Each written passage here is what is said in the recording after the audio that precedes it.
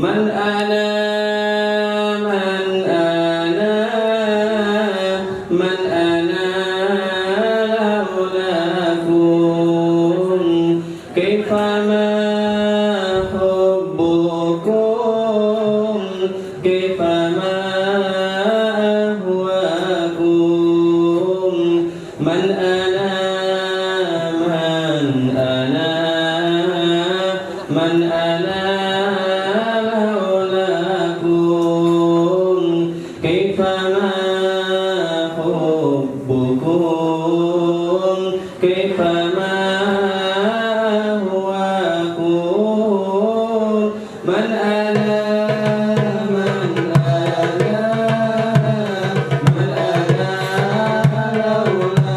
لولاكم كيفما حبكم كيفما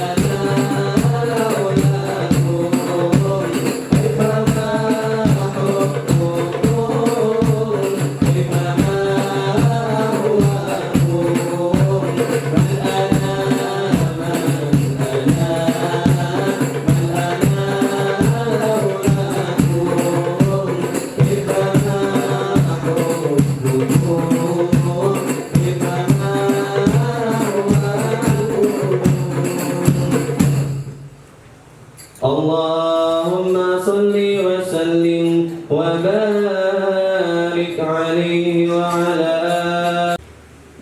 الحمد لله رب العالمين والصلاة والسلام على سيدنا مولانا محمد سيد الأنبياء والمرسلين وحبيب رب العالمين وعلى أصحاب الأكرمين وأهل بيته الطاهرين وأزواج الطاهرات أمهات المؤمنين والتابعين لهم بإحسان إلى يوم الدين أما بعد ربي يسر ولا تؤثر ربي تمم بالخير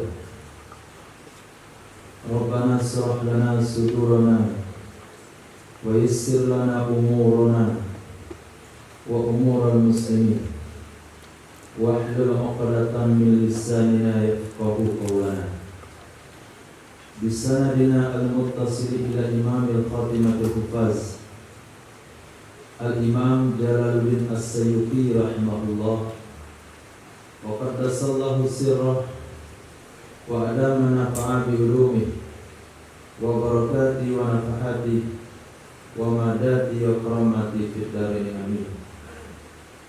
Hadis nomor 4076 terdapat dalam kitab Imam Ibnu Adi dari Sayyidina Abdullah bin Abbas radhiyallahu ta'ala anhuma, Rasulullah sallallahu alaihi wasallam bersabda, khairu lahwil mu'min, sebaik-baik permainan orang beriman. Khairu, sebaik-baik, lahwi, permainan, al-mu'min, orang beriman, as-sibahah, adalah berenang. Besok lagi insyaallah. Permainan terbaik.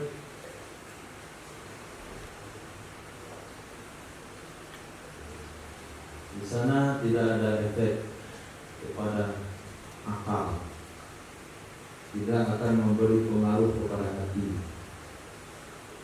walaupun mungkin merusak sebagai fisik, tapi tidak merusak hati. Permainan anak-anak kita hari ini itu merusak hati, tapi tidak merusak fisik. Fisik mereka mulus, ujung kaki sampai ujung kepala, duduk dalam ruangan tak kena cahaya, tapi hati mereka kropos. Akal pemikiran mereka jauh lebih dewasa.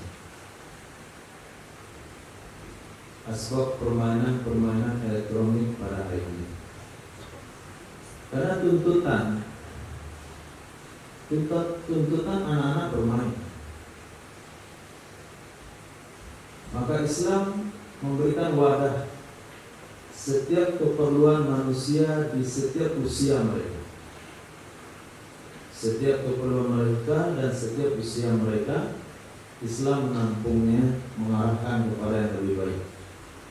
Maka dalam hal permainan, yang paling baik itu adalah berenang. Lepas berenang mereka letih, paling tidur.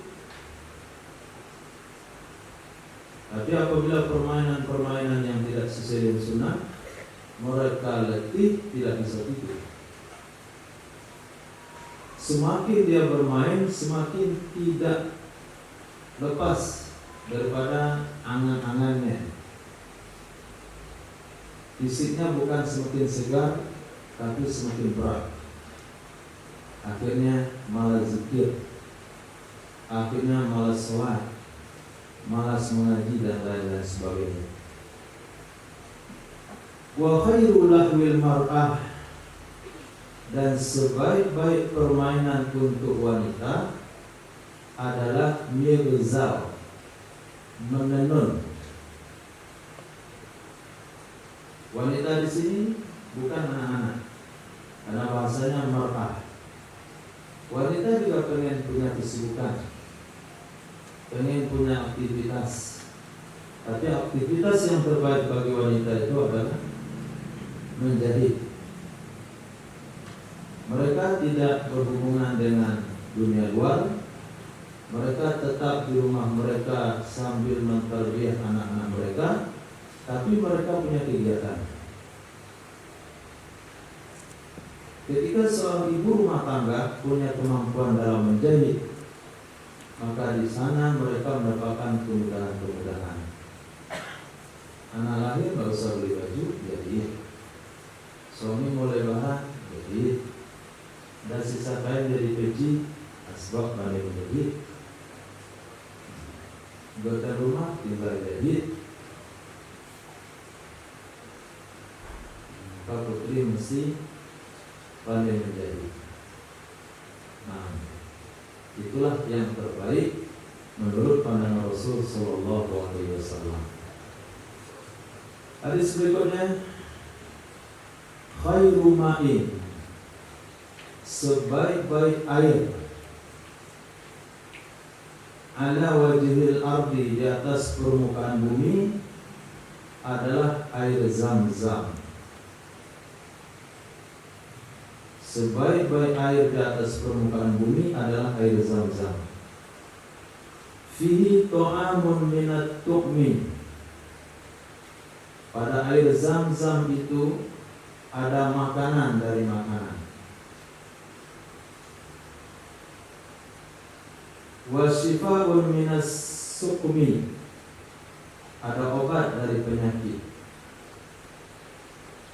Bahkan dalam hadis yang lain, Sayyidina Rasul sallallahu alaihi wasallam bersabda, al-ma'u Zam-Zam lima syuribalah, air Zam-Zam tergantung kepada niat orang meminum. Dalam hadis yang lain, Sayyidina Rasul sallallahu alaihi wasallam bersabda, orang munafik tidak akan pernah mampu minum air Zam-Zam sebanyak-banyaknya.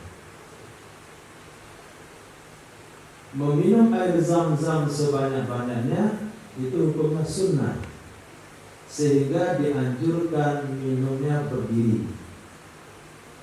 Tidak ada minum yang dianjurkan berdiri. Kenapa air Zam-Zam dianjurkan minumnya berdiri?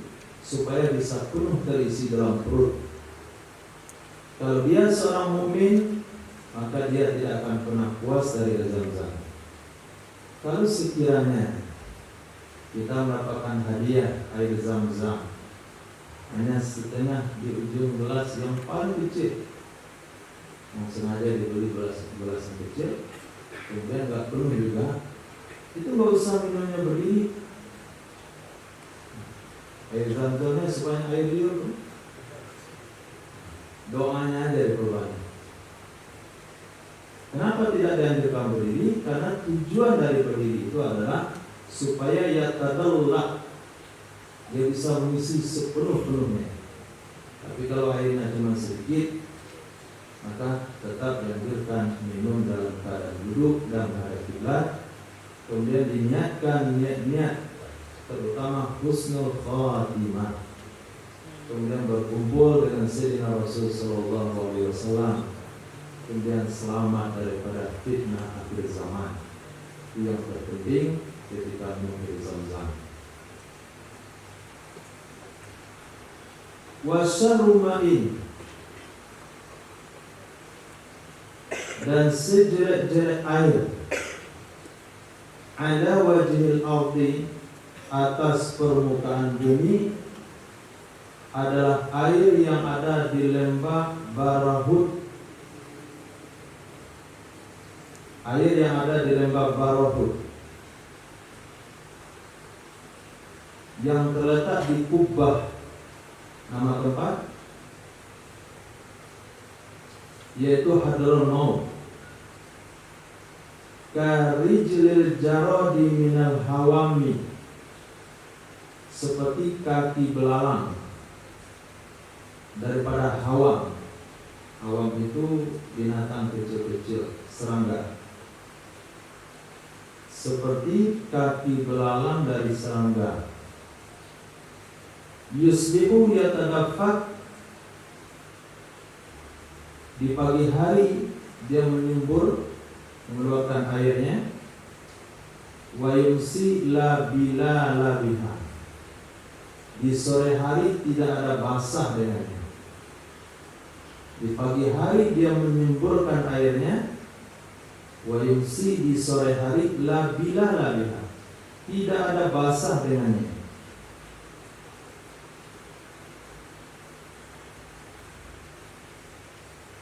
Dikatakan oleh para ulama, telaga Barahud itu hubungannya dengan neraka. Sebuah kisah yang diriwayatkan, salah seorang menitipkan barang kepada tetangganya. Tetangga itu soleh ketika dia mau berangkat haji.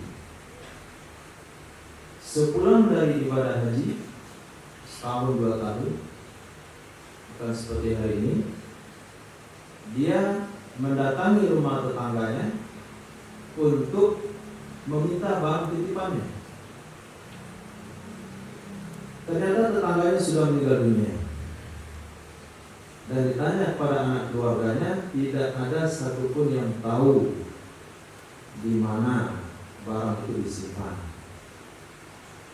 Akhirnya datang kepada seorang ulama minta pendapat, bagaimana cara saya bertanya kepada dia yang sudah meninggal dunia. Tidak ada telepon. Maka dikatakan, datanglah ke sumur Zam-Zam. Panggil dia di situ. Wahai fulan bin fulan, saya menitip barang sama antum, minta penjelasan di mana barangnya. Panggil sekali, 2 kali, 3 kali, nggak ada sambutan. Akhirnya dia datang pada ulama, dia tanyakan, nggak ada sambutan. Maka ulama katakan, inna lillah wa inna ilaihi raji'un.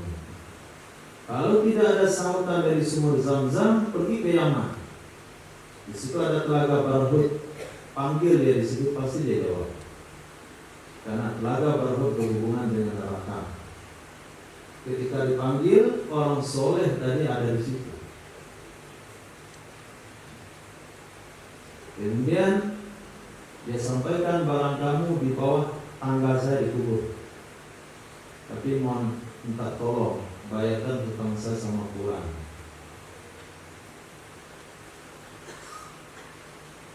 Saya punya hutang sama pulang, tolong bayarkan. Akhirnya dia cari barang tersebut, memang benar di bawah tangganya.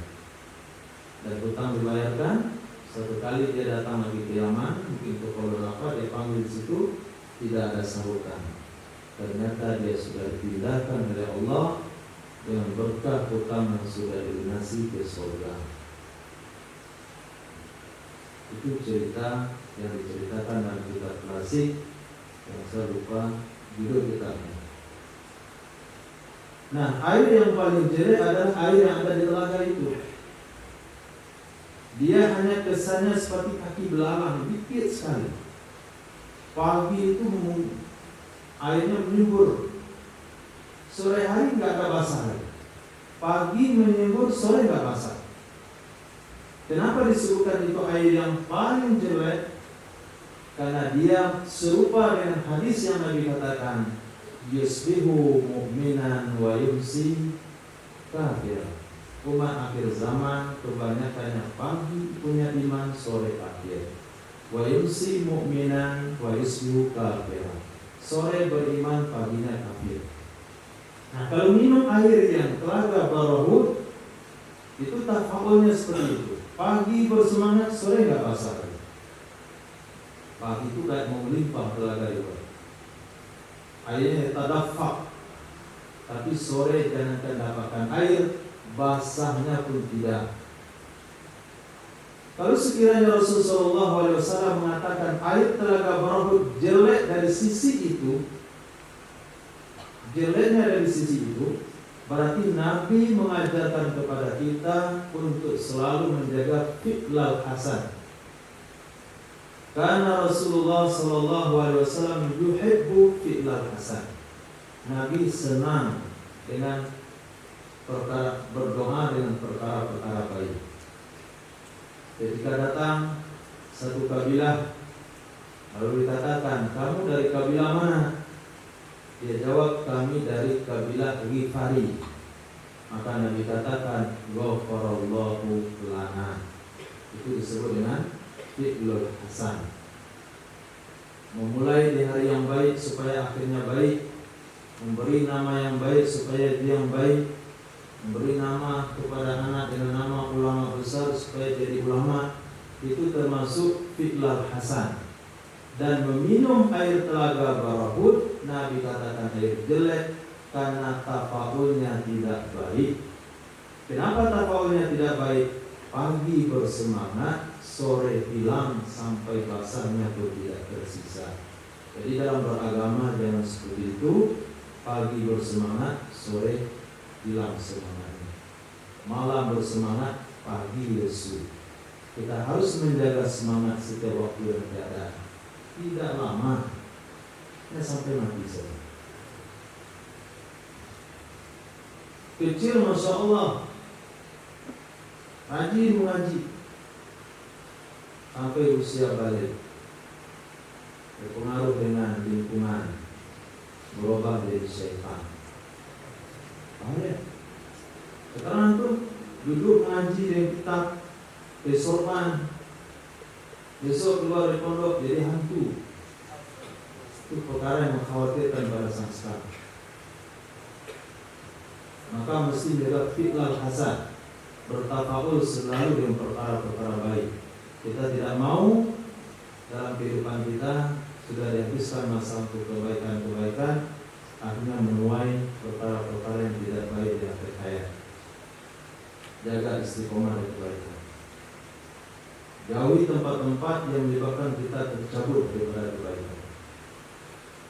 Hadis berikutnya, Nabi SAW bersabda, hadis sahih terdapat dalam Musnad Imam Ahmad bin Hanbal, Imam Nasai, Imam Ibnu Majah, Imam Hakim, dari Sayyidina Usama bin Syarif radhiyallahu ta'ala anhu, hadis sahih, khairu ma u'tiyan nas, sebaik-baik sesuatu, sebaik-baik perkara yang diberikan kepada manusia adalah khuluqun hasanun, akhlak yang baik. Akhlak yang baik.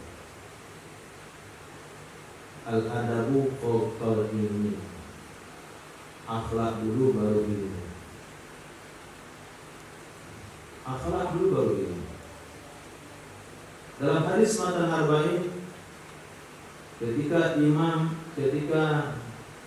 malaikat Jibril alaihissalam datang kepada Rasul sallallahu alaihi wasallam,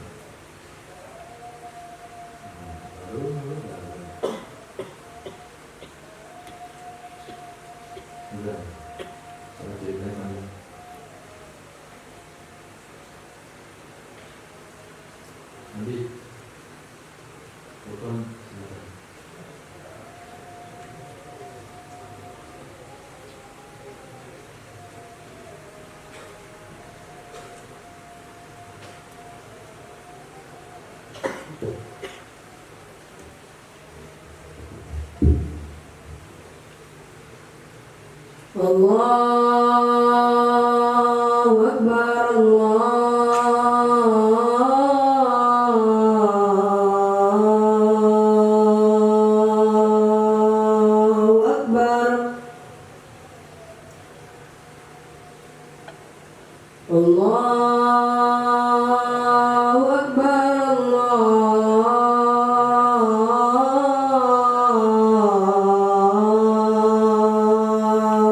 Allahu Akbar.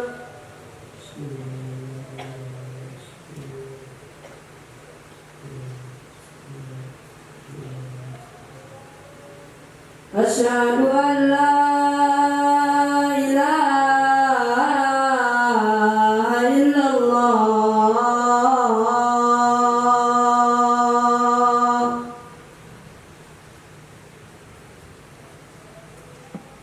Asyhadu an la ilaha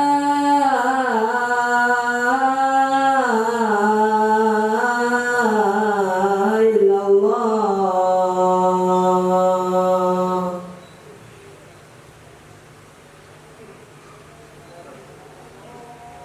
Asyhadu anna Muhammadar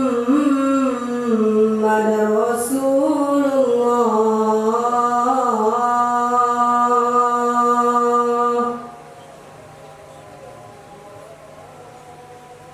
Asyhadu anna Muhammadar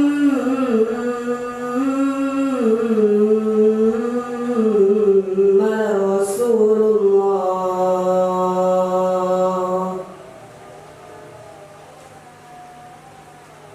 Hayya 'alas salat.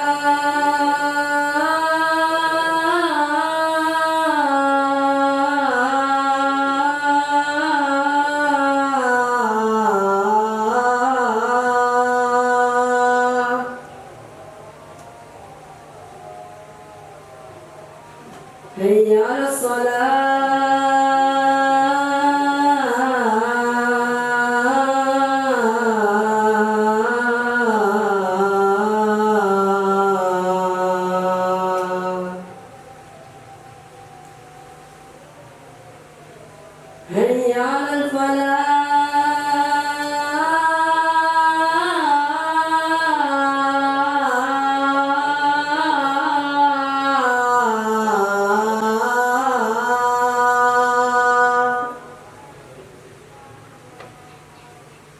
حي على الفلاح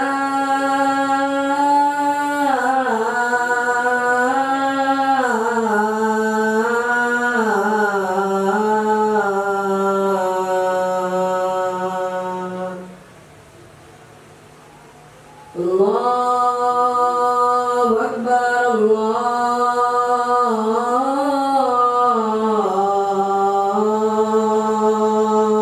الله أكبر لا إله إلا الله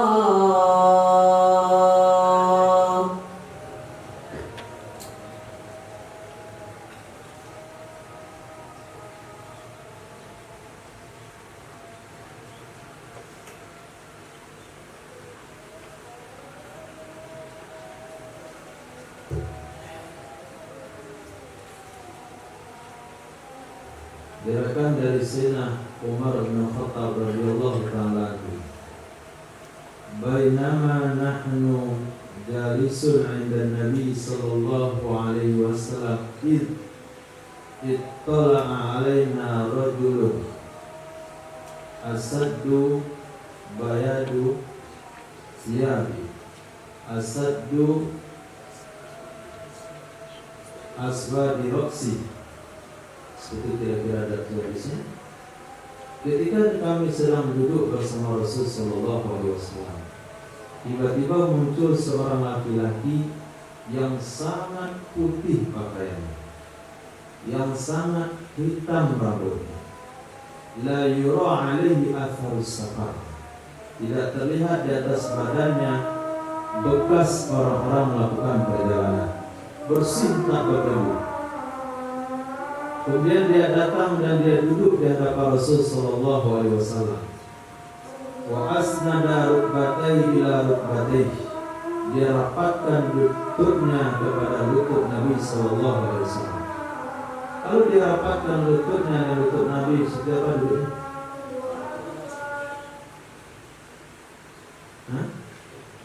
Tawarruk atau iftirash. Wa wada'a yadayhi ala fakhidhayhi. Dia meletakkan dua tangannya di atas dua pahanya. Ada riwayat mengatakan, ada penafsiran dua paha Nabi Sallallahu Alaihi Wasallam. Kemudian dia bertanya, ya Rasulullah, mal iman, mal Islam, mal ihsan, mata sa'ah. Beberapa pertanyaan. Beberapa hari setelahnya Nabi bertanya, apakah kalian tahu siapa laki-laki kemarin? Zakal Jibril atakum yu'allimakum dinakum. Itu adalah malaikat Jibril datang sengaja mengajarkan kepada kalian agama kalian. Maka ulama katakan itu ada taklim banyak dalam hadis itu. Pertama, pakaiannya sangat putih.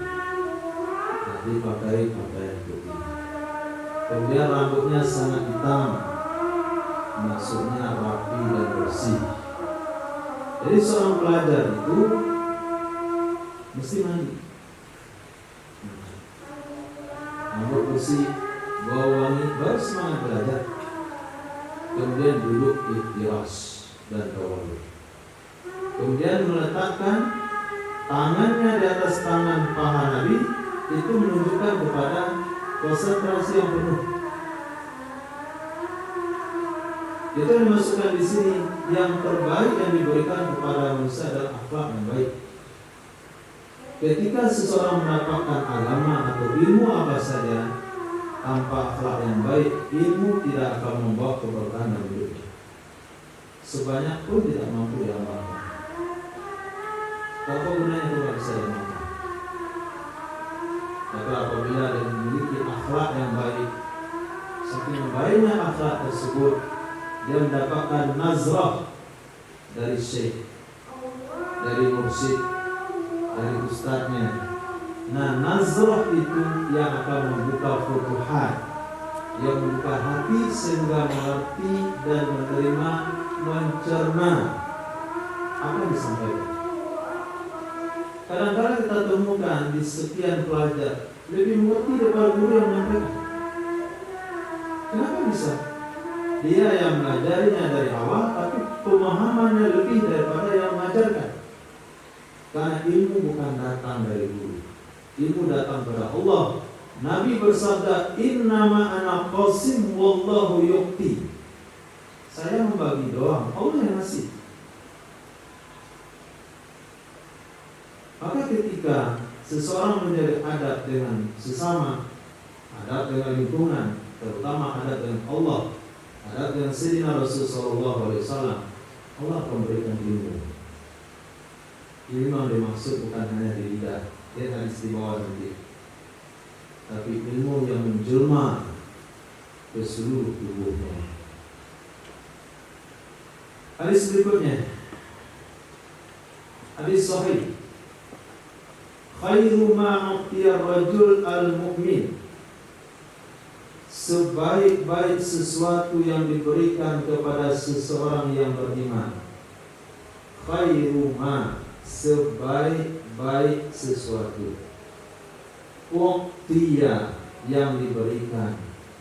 Ar-rajulul mu'min, kepada laki-laki yang beriman, adalah khuluqun hasan, akhlak yang baik.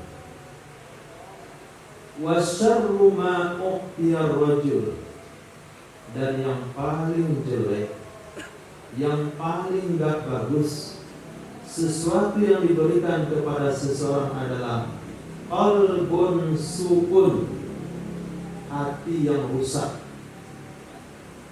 hati yang tidak baik, fi suratin hasanah, dalam bentuk yang baik.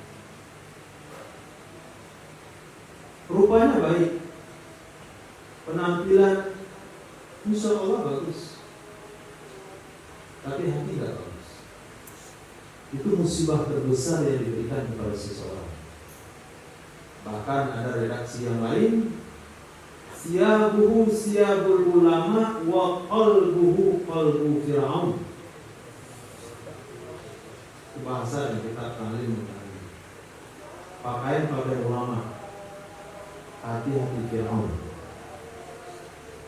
Dengan pakaian dia bisa menipu umat.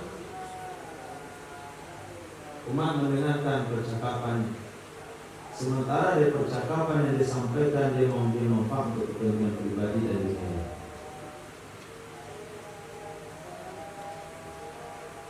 Kalau begitu, yang penting hati saya baiklah, penampilan biasa-biasa saja. Itu juga salah pemahaman. Penampilan yang dianjurkan adalah contoh Sayyidina Rasulullah SAW. Bukan berarti kalau hati belum baik kita rubah penampilan luar. Justru dengan penampilan yang ada di luar akan mampu menata hati lebih baik. Tidak mungkin antum pulang dengan gamis naik angkot kemudian tidak ada mata. Tapi bisa